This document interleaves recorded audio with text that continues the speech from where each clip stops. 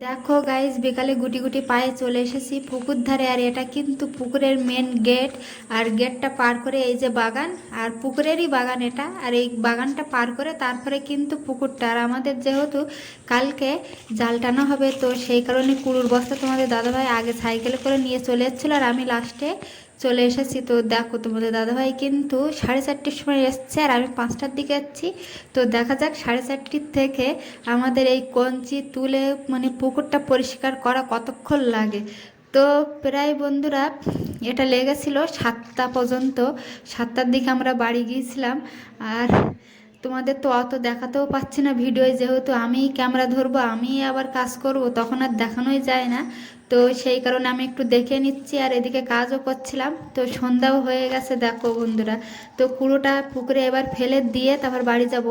আর যেহেতু কঞ্চিগুলো পুকুর থেকে তোলা হয়ে গেছে, সেই কারণে খাবার দিয়ে মাছগুলোকে ঠান্ডা করে রাখা হবে। তো আর কালকে যেহেতু মাছ বিক্রি করা হবে, তো আজকে খাবার দিলে কি হয়, মাছের পেটটা ভর্তি থাকে আর ওজনও বেশি হবে। তো সেই কারণে তোমাদের দাদাভাই আমাকে এই আইডিয়াগুলো বলছিল, তো তোমাদের সাথে একটু শেয়ার করলাম। টাটা বন্ধুরা, রাখছি।